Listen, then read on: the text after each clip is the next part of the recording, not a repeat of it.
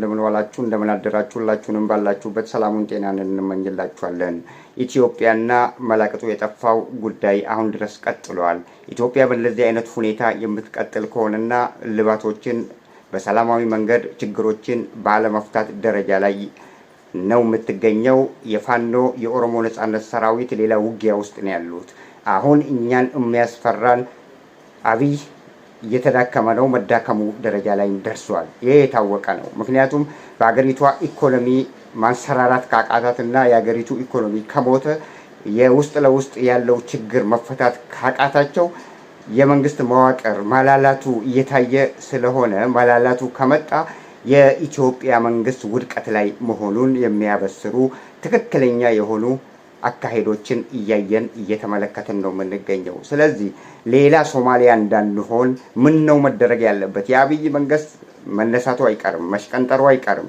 ስለዚህ ምንድነው መፍትሄው? ድህረ አብይ ያለው ሁኔታ በምን አይነት ሁኔታ መፈታት አለበት የሚለውን ችግሮች እልባት የማይሰጣቸው ከሆነ በጣም ለኢትዮጵያ ህዝብ ዳግማዊ ሶማሊያ እንደ ሞቃዲሾ 1991 እንደተበታተኑት ኢትዮጵያ መበታተኗ አይቀርም። ለበለጠ እልቂት እንዳረጋለን። ክፍተቶች አሉ።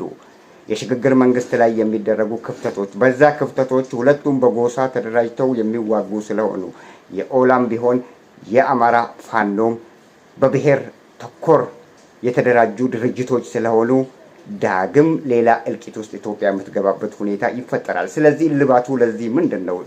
አሁን የሚያሳስበን የድህረ አብይ ያለው ሁኔታ ነው እንጂ የአብይ ጉዳይ እዚህ ላይ አከትመዋል። እንዳከተመም ሁላችንም አይተነዋል። በኢኮኖሚ ደቀዋል፣ መዋቅሩ ፈርሷል። እርስ በርስ የባለስልጣናት አለመደማመጥ መጥተዋል። ባለስልጣናት ከዚህ ችግር መላቀቅ ይፈልጋሉ። ከብልጽግና ፓርቲ መላቀቅ ይፈልጋሉ። የሙጥኝ ብለዋል። መንግስቱም አብይ አህመድ ስርዓትም የሙጥኝ ብለዋል። በመሳሪያ በምናምን ገንዘቡ ኢኮኖሚው ደቋል፣ በመከላከያ ላይ እየተዋለ። ስለዚህ አሁን ያለው እያሳሰበን ያለው ድህረ አብይ ነው። ምን መደረግ አለበት የሚለው እያሳሰበን ነው የሚሉ ጉዳዮችንም እናነሳለን። ሌላው ደግሞ ለአፍሪካ ቀንድ አካባቢ ያሉ ውጥረቶች እንዲባባሱ ያደረጋቸው ዋና መሰረቶቹ ምን ምን ናቸው? ምን ማድረግ አለባቸው? በምስራቅ አፍሪካ ቀጠና አካባቢ ያሉ ሀገሮች ኤርትራ፣ ኢትዮጵያ፣ ጅቡቲ፣ ሱዳን፣ ደቡብ ሱዳን፣ ኬንያ፣ ዩጋንዳ፣ ሶማሊያ ምን ማድረግ አለባቸው?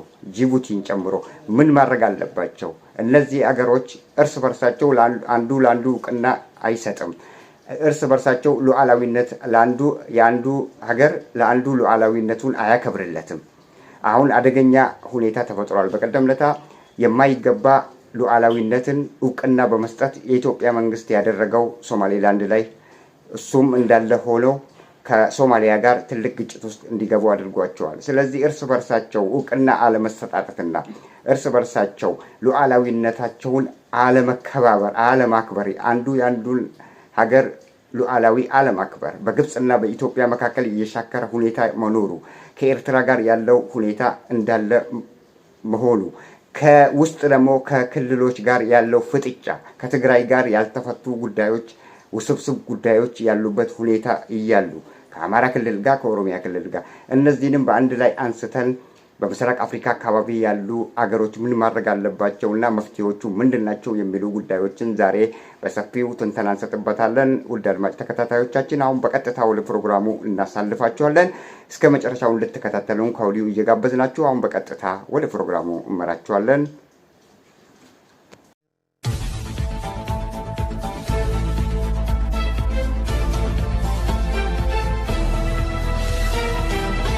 ደዱ የውስጥ ግጭቶችን ማስወገድ እያንዳንዱ የአፍሪካ ቀንድ አካባቢ ያለው አገር ስር የሰደዱ የውስጥ ግጭቶችን ለመፍታት መስራት አለባቸው። የግዛት አለመግባባቶችን በሰላማዊ መንገድ መፍታት አለባቸው። የክልል ጥያቄዎችን በሰላም መፍታት፣ ሁሉን አቀፍ የሀገር ውስጥ አስተዳደርን መገንባት፣ ማጠንከር፣ መንግስታት ውስጣዊ አለመረጋጋት ቅሬታዎችን ለመቀነስ መስራት አለባቸው። አለበለዚያ አሁን በሱዳን ውስጥ የምናየው በኢትዮጵያ ውስጥ የምናየው የእርስ በርስ ጦርነት ዋና ኃይለኛ አካሄድ ነው። የኢትዮጵያና የሱዳን አካሄድ አሁን ያሉበት ሁኔታ በተለይ በሱዳን ላይ ከ2019 የኡመር አልበሺር ከስልጣን መወገድን ተከትሎ አልቡርሃን ነበር የመጡት። አልቡርሃን በሚመጡበት ወቅት ላይ ምንድነው ያሉት? አልቡርሃን ያሉት ምንድነው? ለህዝቡ በሰላማዊ መንገድ ሲቪል አስተዳደርን እኛ ወታደራዊ ኃይሎች ስለሆንን ለሲቪል አስተዳደር እናስረክባለን ብለው ነው ለህዝቡ ዋሽተው። ከዛ በኋላ የሲቪል አስተዳደሩም ሽግግር አልተደረገበትም። በተለይ በጣም መጠንቀቅ ያለባቸው የአፍሪካ ሀገሮች፣ በምስራቅ አካባቢ ያሉ ሀገሮች አገሪቷን ውጥንቅጥ ውስጥ እንዳትገባና የህዝብን እልቂት ለመቀነስ የውስጥ ችግሮች እንዳይባባሱ ለማድረግ ዋናው መፍትሄ በወታደራዊ ኃይል የሚመጣውን መንግስት ስልጣን ላይ አለማቆየት። ያንን በምንም ተአምር ያ የሚደረግ ከሆነ አፍሪካ ምስራቅ ቀጠና ውስጥ ያሉት አገሮች ሰላምን አያገኙ። በሽግግር ማመን በሰላማዊና በሽግግር የሲቪል አስተዳደርን በቦታው ላይ ማስቀመጥ፣ የተማረ የሲቪል ኃይልን በማስቀመጥ ችግሮች ሊፈቱ ይችላሉ። አለበለዚያ ግን በወታደራዊ ኃይል የመጣውን በጉልበት የመጣውን የፖለቲካ አካሄድ በዛው በጠመንጃ አፈሙዝ እንዳመጣን እኛው እመራለን ብለው የሚያደርጉት አካሄድ ለአፍሪካ ቀንድ በጣም በጣም አደገኛ የሆነ አካሄድ ነው።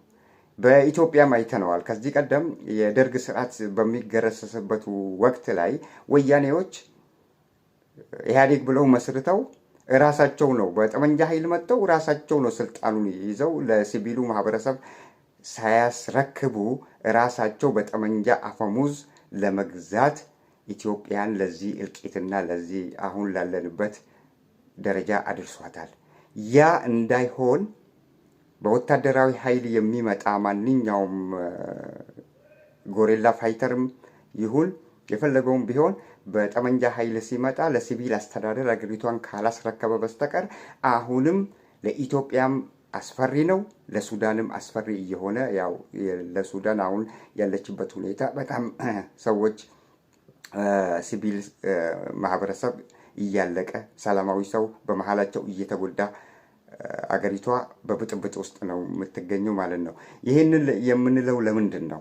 ይህንን የምንለው አሁን በኦሮሚያ አካባቢና በአማራ ክልል አካባቢ ላይ ያሉ በጠመንጃ አፈሙዝ ከመንግስት ኃይሎች ጋር የሚደረጉ ውጊያዎች አሉ። እነዛ ውጊያዎች መጨረሻ ላይ አሸናፊ ይሆናሉ። አሸናፊ በሚሆኑበት ወቅት ላይ አሸናፊነታቸውን ተቀብለው በጠመንጃ አፈሙዝ እኛ ያመጣነው ስለሆነ እኛ የለፋንበት ስለሆነ በዚሁ በጠመንጃ አፈሙዝ ነው ሀገሪቷን እናስተዳድራለን የሚለው አካሄድ ነው ለአፍሪካ ቀንድ ሰላምን የሚያደፈርስና ዋናም መደረግ የሌለበትና አፍሪካ በምስራቅ አፍሪካ አካባቢ ያሉ አገሮች በዚህ እንትን ላይ ጥንቃቄ ቢያደርጉ የተሻለ ይሆናል።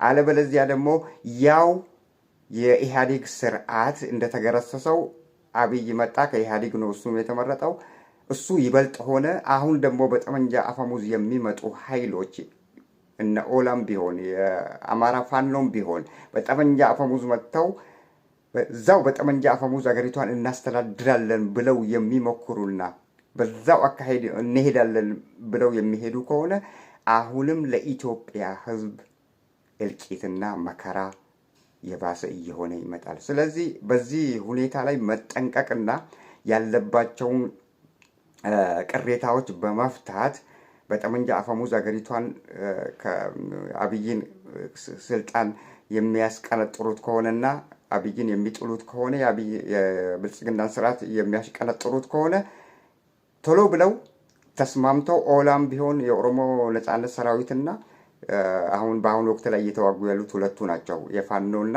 የኦላ ሰራዊቶች ናቸው። እነዚህ ቶሎ ብለው ለሲቪል አስተዳደር አገሪቷን ካላስረከቡ በስተቀር አሁንም ዳግም ለሌላ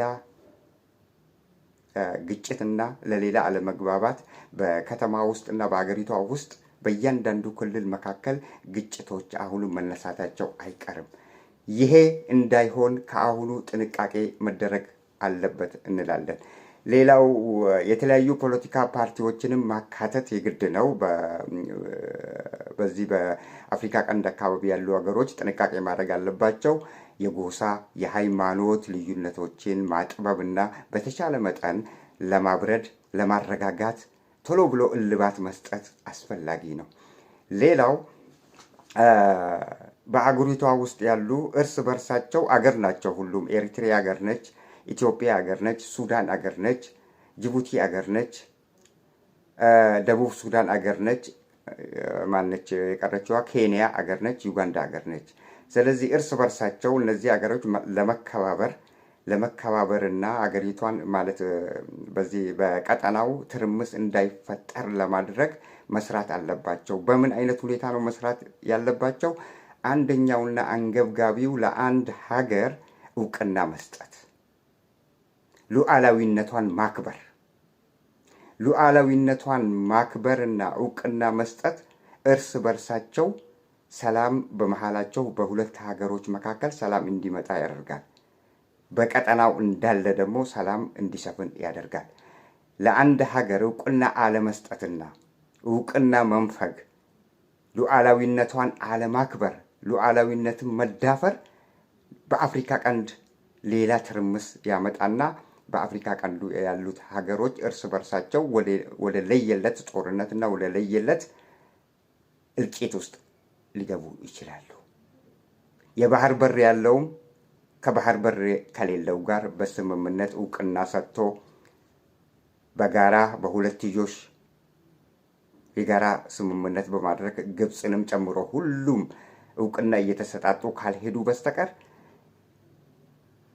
እውቅና ለአንድ ሀገር ሳይሰጥ ሉዓላዊነትን አለማክበር ሌላ ችግር ይዞልብን ሊመጣ ይችላል። አሁን ለምሳሌ የማይገባ እውቅና መስጠት ደግሞ ኢትዮጵያ ያደረገችው፣ ለምሳሌ ኢትዮጵያ ወደ ሶማሌላንድ ሄዳ የባህር በር ለማግኘት ወደብ ለማግኘት ስትል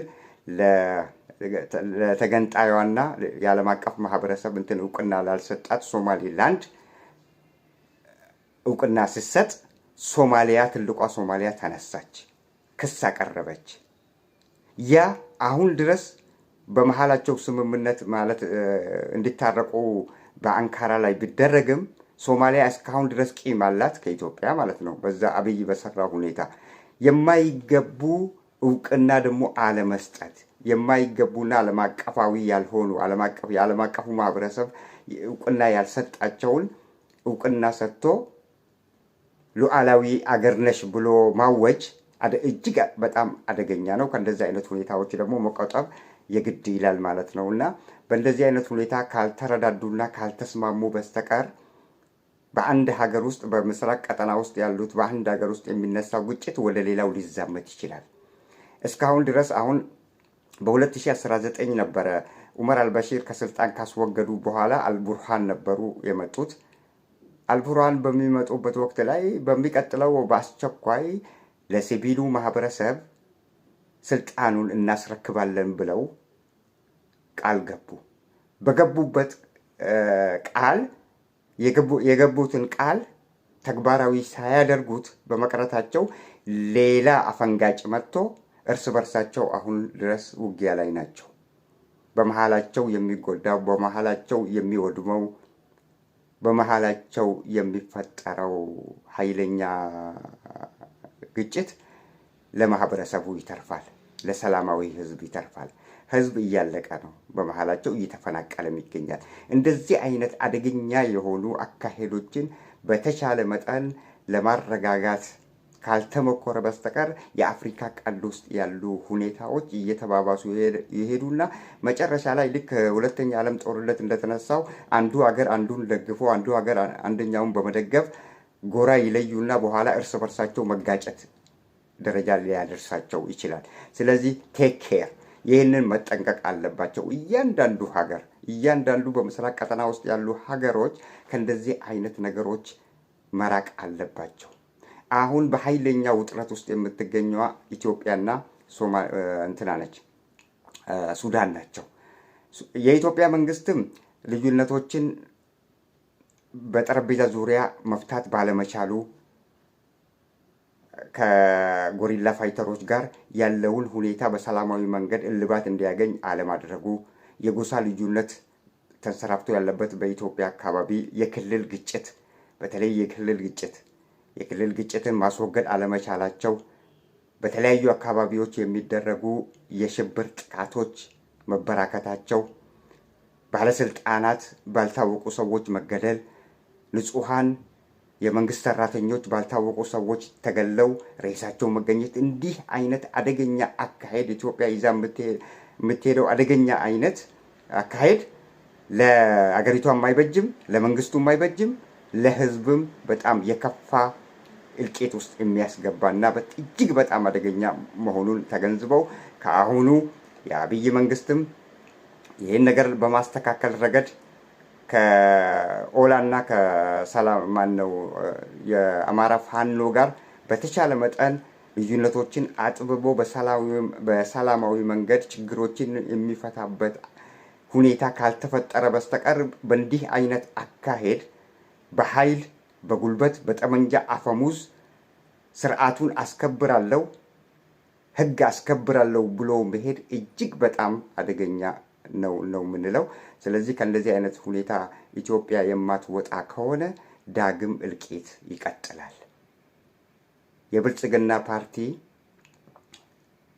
ስልጣን ላይ እስካለ ድረስ ማስወገድ ያለባቸው ነገሮች የጎሳ ግጭቶች፣ የእርስ በርስ ጦርነቶች፣ የክልል ችግሮችን በሰላማዊና በሰለጠነ መንገድ መፍታት፣ እያንዳንዱ ክልል መካከል ግጭት እንዳይፈጠር በጥንቃቄ ክልሎችን ማስማማትና ማዋሃድ ስንል አንድ ማድረግ ሳይሆን ህዝብ ለህዝብ እንዲረዳዳና ህዝብ ለህዝብ እንዲዋደድ ማድረግ፣ አንድን ክልል ከፍ አድርጎ አንድን ክልል ዝቅ አድርጎ አንድን ክልል እየነቆሩ አንዱን ክልል በስም እያሞገሱ መሄድ እሱ ደግሞ እጅግ በጣም አደገኛ አካሄድ ነው።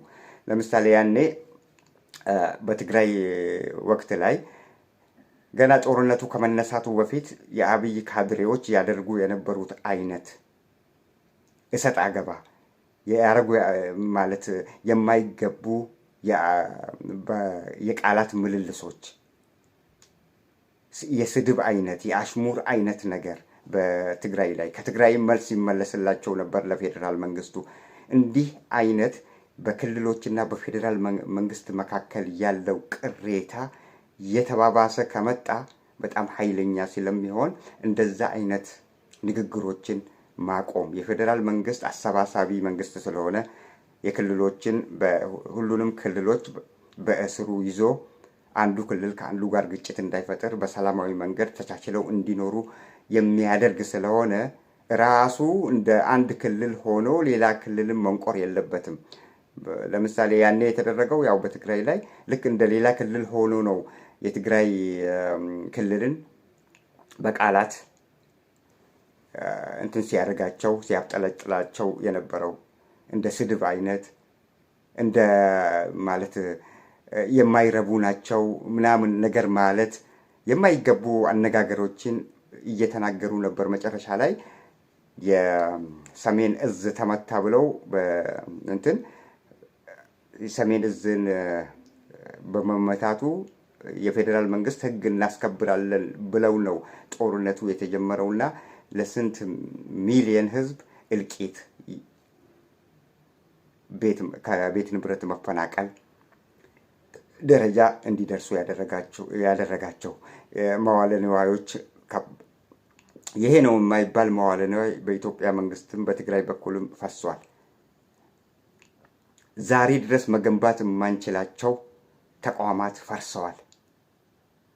በአውሮፕላን ጥቃቶች፣ በወታደራዊ ጥቃቶች፣ በዛ ላይ ደግሞ በተለያዩ የትግራይ ክልል አካባቢዎች ላይ የተፈጸሙ የጾታ ጥቃቶች ዛሬ ድረስ ህዝቡ ኮማ ውስጥ ያለ ዛሬ ድረስ ከዛ ማለት ያልተገላገለ አለ ማለት ጥቁር ጠባሳ ጭንቅላታቸው ውስጥ ሴት እህቶቻችን ተደፍረው የጾታ ጥቃት ደርሶባቸው ዛሬ ድረስ ትሮማ ውስጥ ያሉበት ሁኔታ ነው ያለው።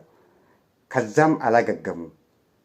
እንዲህ አይነት እልቂቶች ስለሚመጡና እንዲህ አይነት ወታደራዊ የሆኑ በጉልበት አንድን ነገር ለማስከበር ሲባል በጉልበት መጠቀም ወታደራዊ እንትኖች ይፈጸማሉ። በአንድ ሀገር ላይ ወታደራዊ የሆነ ወታደራዊ ወንጀሎች ይፈጸማሉ። እነዚህ ወንጀሎች ደግሞ ልክ በትግራይ ላይ እንደተደረገው የጾታ ጥቃት እየለዩ ሰውን መግደል፣ እየለዩ ሰውን ማቃጠል፣ እንዲህ አይነት ነገሮች ይመጣሉ። የትግራይን ህዝብ እንደሌላ ከሌላ ፕላኔት እንደመጣ አድርገው መስደብና መዝለፍና ለስልጣን ነው እንደዚህ የሚሆኑት። እንደዚህ አይነት አካሄድ ለኢትዮጵያ መንግስትም አይበጅም፣ ለአፍሪካ ቀንድም ሰላም ይነሳታል። ሱዳንም በእንደዚሁ አይነት ሁኔታ ነው ያለችው። ሱዳን የዑመር አልበሺር ስርዓቱን አስወግደው ለህዝብ ለሲቪሉ ማህበረሰብ እናስረክባለን በማለት የተጀመረው ጉዞ ዛሬ ድረስ የማያባራ እልቂት ውስጥ ገብተዋል። የማያባራ ጦርነት ውስጥ፣ ግጭት ውስጥ ገብተዋል። አሁን እዚህ ምስራቅ ቀጠና ውስጥ ያሉ ሀገሮች አንድነታቸውን ቢያጠነክሩና በሁሉም አካባቢዎች በሁሉም አገሮች ውስጥ ሰላም ቢኖር እርስ በርሳቸው ተገናኝተው በሱዳን ያለውን ሁኔታ ይፈቱ ነበር። ኢትዮጵያ እንደምናየው እርስ በርስ እልቂት ነው ያለው። ሶማሊያ እርስ በርሳቸው ያው ያቺም እገነጠላለሁ ብላ ቁጭ ብላለች። በዛ ላይ የሽግግር መንግስት በሚመጣበት ወቅት ላይ በምርጫ ተመርጦ የሽግግር መንግስት አይደረግም። ሶማሊያም እንደዛ አይነት ሁኔታ ነው ያላት። ስለዚህ ራሳቸውም ሰላም የላቸውም። እንዴት የሌላን ምስራቅ አካባቢ የሚገኘውን ቀጠና ውስጥ የሚገኘውን ሀገር ሰላም ሊሰጡት ይችላሉ? እርስ በርሳቸው መተባበር የለም። አንዱ ለአንዱ እውቅና አይሰጥም። አንዱ ለአንዱ አይተኛም። አንዱ ለአንዱ እኔ ከበላይ ነኝ አካሄድ ነው የሚሄዱት። ለዚህ በአንድ ሀገር ውስጥ በምስራቅ ቀጠና ውስጥ በአንዲት ሀገር ውስጥ የሚነሳው ግጭትን መፍታት ባለመቻላቸው የቀሩት የምስራቅ አፍሪካ ሀገሮች ለሌላ ትርምስ፣ ለሌላ አደጋ፣ ለሌላ ግጭት ምስራቅ አፍሪካን ይዳርጓታል። በኋላ ግን የምንፈራው የእርስ በርስ ጦርነት ልክ ሁለተኛ ዓለም ጦርነት እንደተነሳው እንዳይከሰት ነው ስጋታችን። ምክንያቱም መተባበር የለም፣ መደማመጥ የለም። በአንድ ሀገር ውስጥ የተነሳውን ግጭት ለመፍታት የሚያደርጉት መፍጨርጨር የለም። ሽምግልና ገብተው ማስታረቅ አይችሉም። እነ ኢጋድና ሌሎቹ ደግሞ ዝም ብለው ለስም የተቀመጡ ናቸው። የአውሮፓ ህብረትም ቢሆን የአፍሪካ ህብረትም ቢሆን ለስም የተቀመጡ ናቸው። ሁላቸውም ጥቅም ካላገኙ በስተቀር አንድን ነገር ለአንድ ለተፈጠረ ችግር እልባት ሊሰጡ አልቻሉም። ይሄ ነው እስከዛሬ ድረስ እስካሁኗ ቀን ድረስ በምስራቅ አፍሪካ የሚነሱ ግጭቶች እንዳይፈቱ ውስብስብ እያደረጋቸው የመጣው ይሄ ነው። ሲፈልጉ በፈለጉበት ሰዓት ነው ከኢጋድም የሚወጡት። ለምሳሌ ልክ ኤርትራ ሰሞኑን በራሷ ፍቃድ ከኢጋድ እንደተሰናበተችው ሌሎችም እንደዛው በፈለጉት ጊዜ ይገባሉ፣ በፈለጉት ጊዜ ይወጣሉ። ማንም ኑ የሚላቸውና ለምን ወጣችሁ የሚላቸው አካል የለም። ምክንያቱም ኢጋድ ራሱ ሰላምን ማስከበር አልቻለም። ሽምግልና ገብቶ ማስታረቅ አልቻለም።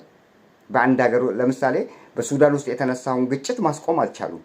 በኢትዮጵያ ውስጥ የተነሳውን ግጭት ማስቆም አልቻሉም። እልባት ሊሰጡት አልቻሉም። ስለዚህ እልባት መስጠት ባልቻሉበት ወቅት ላይ የነሱ መኖር ምንም አይጠቅምም ማለት ነው። በምስራቅ አፍሪካ ውስጥ በጣም የሚገርመው ነገር እርስ በርሳቸው ሁለት ሀገሮች ብቻ ሰላም ይፈጥራሉ። ለምሳሌ ኤርትራና ግብጽ አያችሁ፣ ሱዳን እና ጅቡቲ። ኢትዮጵያ ከማንም የለችም። ኢትዮጵያ ከማንም ጋር ስምምነት ምናልባት ከኬንያ ጋር ትንሽ እንደዚህ በተናጠል ሁለት እንደዚህ ጥንድ ሆነው አንዱ አንዱን መደገፍና በአንዱ በሚመጣው ነገር ላይ ሁለት ሆነው ሌላውን መውጋት፣ ሌላውን መንቆር፣ ሌላውን ከዚህም ከዛም መጥፎ ቃላቶች መናገር ለአህጉሪቷ በጣም አስጊ ሁኔታን ይፈጥራል። ስለዚህ ይሄ ጥንድ ሆነው ከአፍሪካ ምስራቅ አፍሪካ አካባቢ ያሉ ሀገሮች ጥንድ ሆነው መከፋፈል፣ ጥንድ ሆነው መስማማት ለአህጉሪቷ አይጠቅማትም። ቢቻላቸው ሁሉም በአንድነት ቢተባበሩና ቢስማሙ ነው ቆንጆ። ምክንያቱም በአንድ ሀገር ውስጥ ለሚነሳ ግጭት እንኳን እነዛ በአንድነት የታቀፉት ሁሉም ልባት ሊሰጡት ይችላሉ። በእንደዚህ አይነት ሁኔታ ካልተካሄደ በስተቀር ምስራቅ አፍሪካ አሁንም አደጋ ውስጥ ነች። የኢትዮጵያ ግጭት፣ የሱዳኑ ግጭት፣ የሶማሊያ አለመረጋጋት፣ ይሄ ሁሉ በአንድነት ተደማምሮ እርስ በርሳቸው በአይነ ቁራኛ እየተያዩ ነው። አሁን ኤርትራ ከኢትዮጵያን ከራሷ ላይ እየጠበቀች ነው። ሶማሊያ ከራሷ ላይ እየጠበቀች ነው። ምክንያቱም ኢትዮጵያ ባደረገችው ፋውል በሰራችው ምክንያቱም ፋውል ሰርታለች።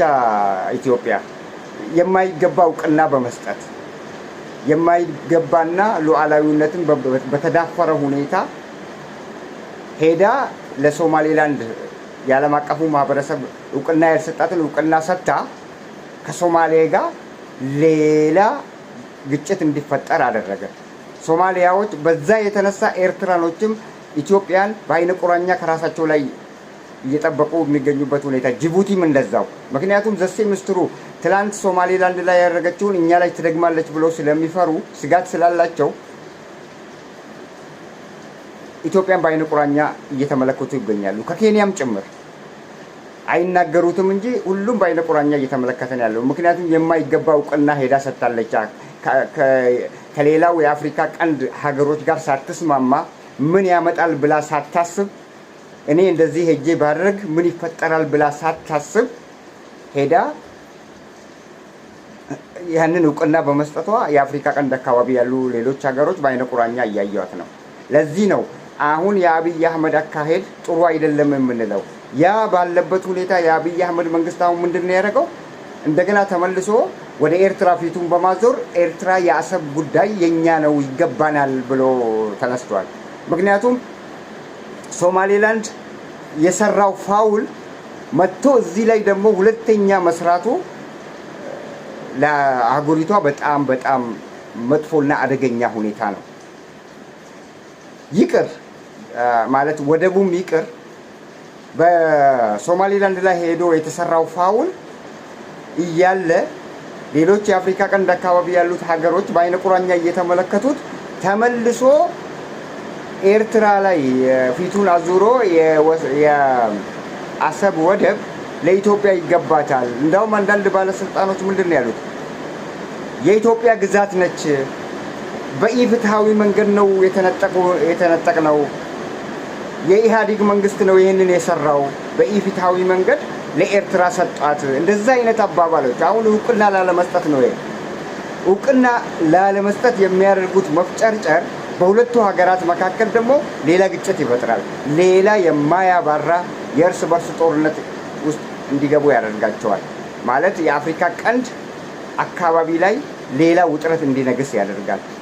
ከአሁን ቀደም በመለስ ዜናዊ ወቅት ላይ የተፈጠረውን እናውቃለን። በባድመና ሽራሮ አሳበው ውስጡ ሌላ ፖለቲካ ይዘት ቢኖረውም በዛ አሳበው ያደረጉት ጦርነት ዛሬ ድረስ ትሮማ ውስጥ ነው ህዝቡ ያለው። በትግራይና በኤርትራ ህዝቦች መካከል በጣም ብዙ እልቂት ነው የደረሰው። እርስ በርሳቸው በጣም ተፋጅተዋል። ወታደሮች አልቀዋል። ከ2 ሚሊዮን በላይ ወታደሮች በዛ ጦርነት ረግፈዋል በሁለቱም በኩል። ስለዚህ እንዲህ አይነት የማያባራ ግጭት ውስጥ ስለሚያስገባቸው የማያባራ ግጭት ውስጥ በሚገቡበት ወቅት ላይ በአሁኑ ወቅት ላይ ሲገቡ ሁለቱ ኢትዮጵያና ኤርትራ እንዲህ አይነት ጨዋታ ውስጥ የሚገቡ ከሆነ የኤርትራ አጋር ሀገር አለች ግብፅም መርዳቷን ከኢትዮጵያ ቂም ስላላት በባህር በእንትን በኩል የወደቡ ጉዳይ ስላለ ቂም ስላላት ግብፅም ኤርትራ መርዳት ትጀምራለች።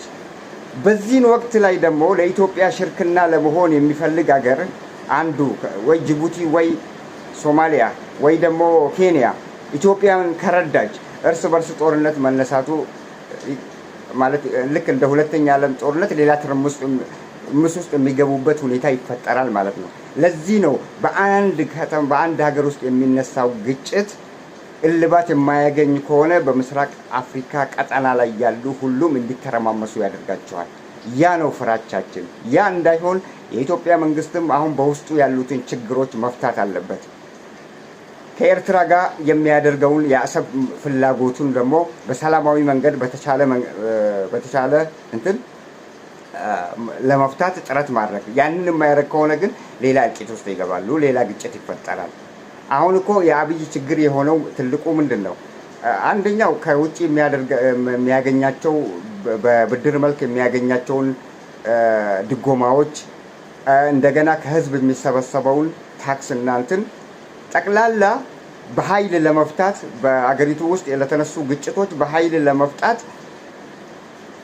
እነዛን ያሰባሰባቸውን ገንዘቦች የተበደራቸውንም ጨምሮ ከህዝብ የተሰበሰበው ቀረጥና ሌላውንም በአንድነት አድርጎ መሳሪያ ግዢ ላይ የመከላከያ ሰራዊትን በማጠናከር ላይ ገንዘቡን አውሎታል።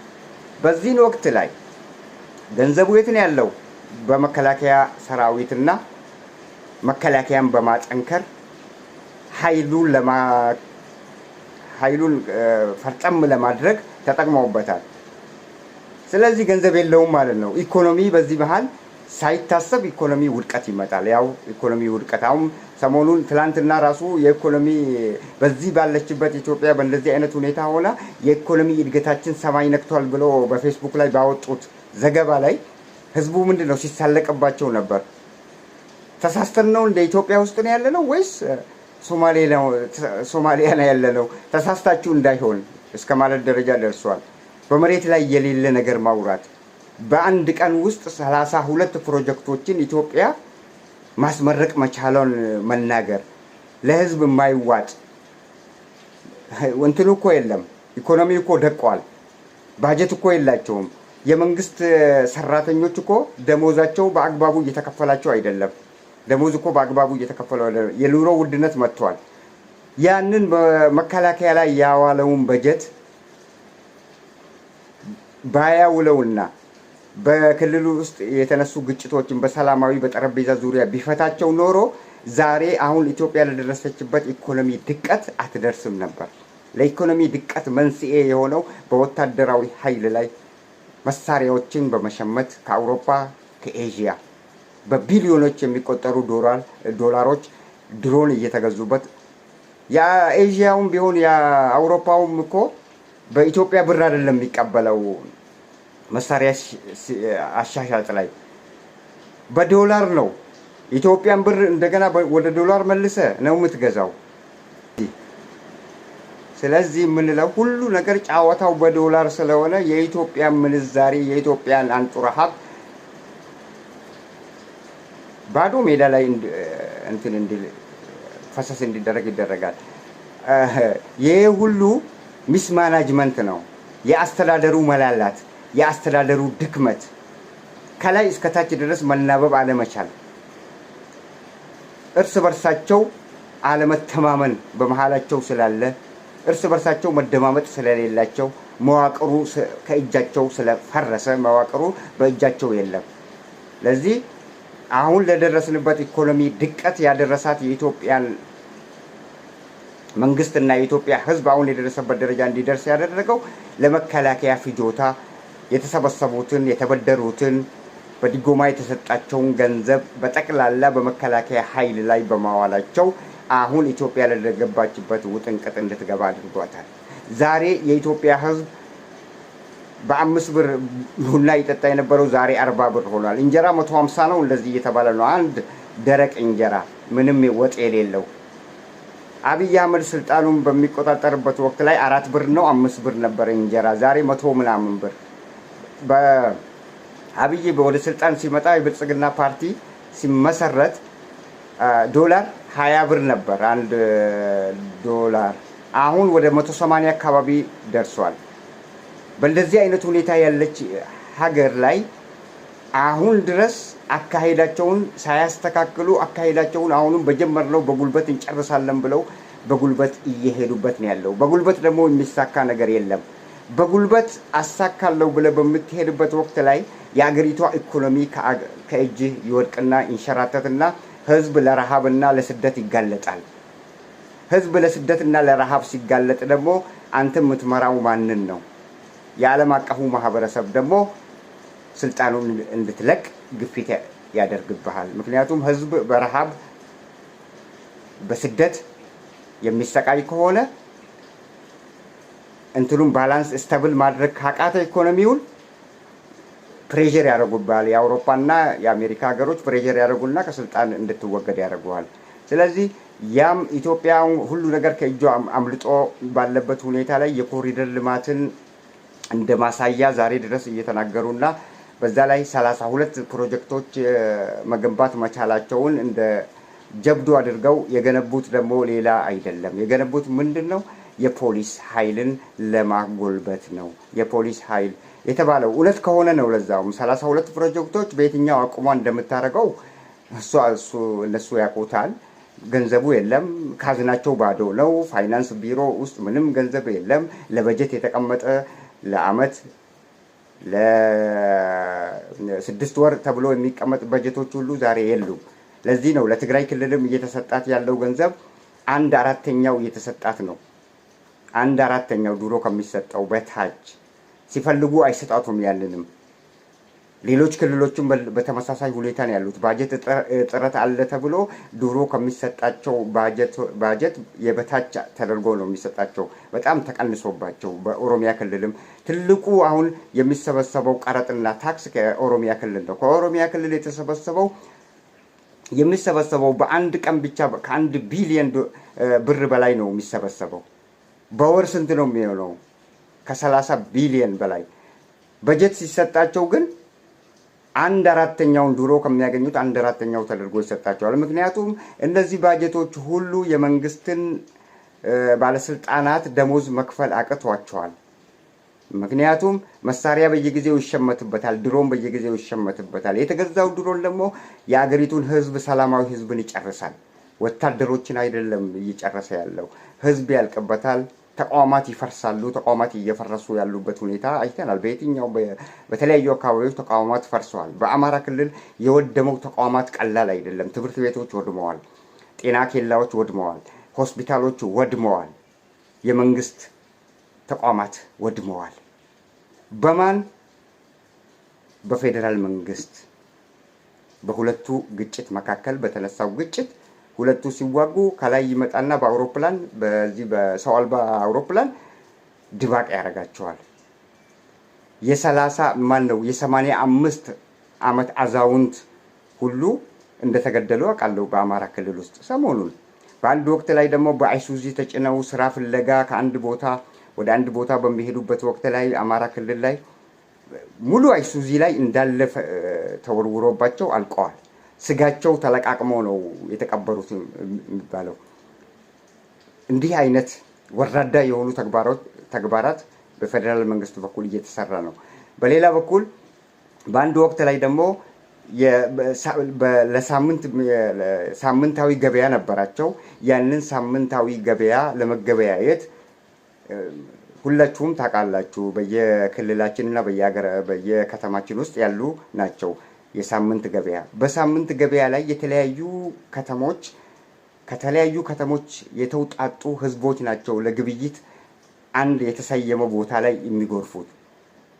ከሁሉም አቅጣጫ የተሰበሰቡትና ወደ ገበያው ያመሩት ሁሉ እዛው ገበያተኛ ላይ በደረሰ የድሮን ጥቃት በርካቶች ሞቱ።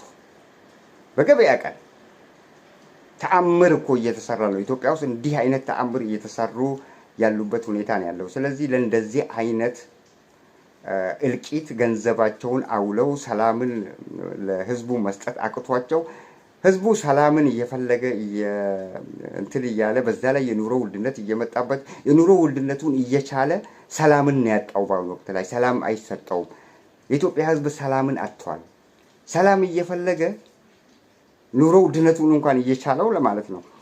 ሰላምን እየፈለገ ሰላም ነፍጎታል። በአውሮፕላን ይደበደባል። ከቤት ወጥቶ በሰላም መመለስ የለም። የፈለገው ይገላል። የፈለገው መሬት ላይ ሬሳ እንደ እንትን ማየት ተጀምሯል። ልክ አይጥ እንደሞተ ነገር ሬሳ መቆጠር ተጀምሯል። በእንደዚህ አይነት ሁኔታ ኢትዮጵያ ለወደፊቱ በምን አይነት ሁኔታ ልትቀጥል ትችላለች? በጣም አደገኛ ነው፣ ውስብስብና አደገኛ አካሄድ ነው ያለው። ስለዚህ አሁንም እንዲህ አይነት ውጥረት ዳግም ላይ ከሰት ከአሁኑ ጥንቃቄ መደረግ አለበት። በኦላ በኩል የሚደረገው ፍልሚያ ቀጥሏል። በአማራ ክልል ፋኖ የሚደረገው ትግል ቀጥሏል። ትግሎቹ መጨረሻ ላይ እንዲህ ላላ ብለው የሚሄዱ አይደሉም።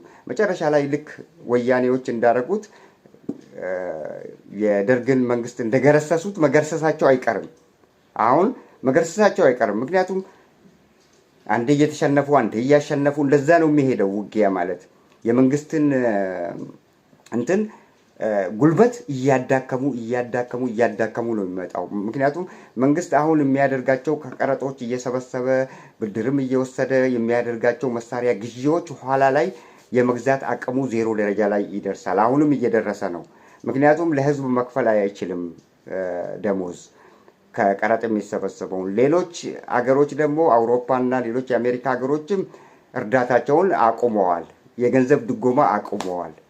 ስለዚህ ገንዘብ ድጎማ የሚያደርግላቸው ኃይል ስለሌለ ከሀገር ውስጥ የሚሰበሰበውን ከታክስና ከቀረጥ በመሳሪያና በመከላከያ ላይ አውላለው እያለ ምክንያቱም በኃይልና በጉልበት ገብቶበታል። ያንን ነገር በኃይልና በጉልበት አሸንፋለሁ ብሎ ራሱን ስላሳመነ ስለዚህ በኃይልና በጉልበት የገባበትን ነገር እልህ ውስጥ ይገባና የበለጠ ከህዝብ የሚሰበሰበውን ገንዘብ እንደገና ሌላ ባጀት የመከላከያን ፈርጠም ያለ እንትን ታንኮችን በማምጣት አውሮፕላኖችን፣ ስናፐሮችን፣ መሳሪያዎችን፣ ጥይቶችን እያንዳንዱ ጥይት አንዳንድ ጥይት $2 እስከ $5 ናቸው። እያንዳንዱ ትናንሾቹ በሳጥን ሲገዛ ስንት ነው የሚመጣው?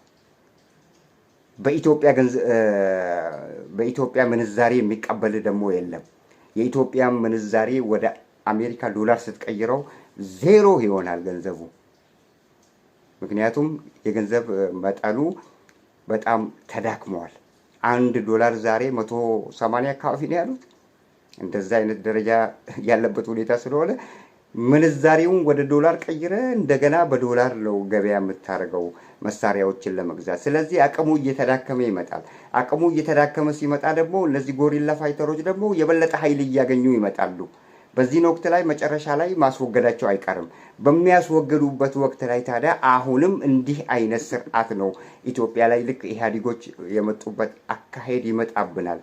ያ ነው ፍራቻው። አሁን ከአሁኑኑ በአውሮፓና በአሜሪካ እየተደረጉ ያሉ የብሔር ብሔረሰቦች ቅንጅት እነዛ ሰዎች አሁኑኑ እልባት የማይሰጡና ቅድመ ማለት ድህረ አብይ ምን መሆን አለበት በሚለው ሐሳብ ላይ የማይስማሙና አንድ ሐሳብ ላይ የማይደርሱ ከሆነ አሁን የሚመጣው የከፋ ነው። ከዚህ ምንድነው ኢህአዴግ እንዳውም ጥሩ ነው።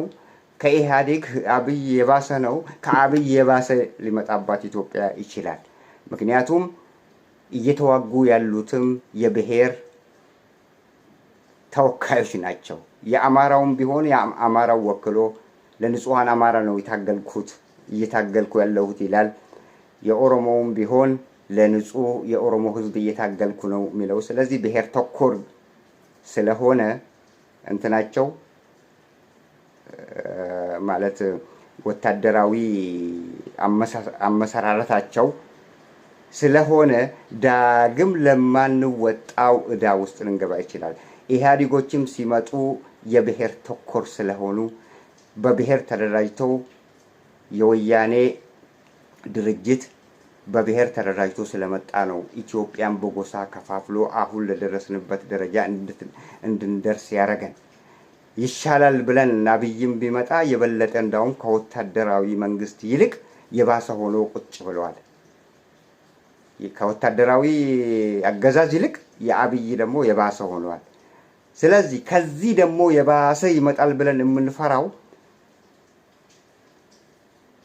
ፋኖና የኦሮሞ ነጻነት ግንባር ብሔር ተኮር ስለሆኑ መጨረሻ ላይ መጣላቸው አይቀርም። የአብይን መንግስት ማሽቀንጠራቸው አይቀርም። ሲያሽቀነጥሩስ ዳግም ለኢትዮጵያ መፈራረስና ኢትዮጵያ ያላየችውን ተአምር የምታይበት እርስ በርሳቸው የመዋጋት ሁኔታ ፖሲቢሊቲ ሁሉ ሊፈጠር ይችላል።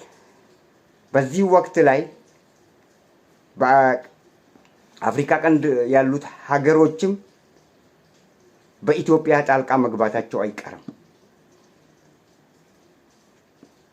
ያኔ ሞቃዲሾ እንዴት ነው የሆነችው? የእርስ በርስ ጦርነቱ ሶማሊያን በታተናት።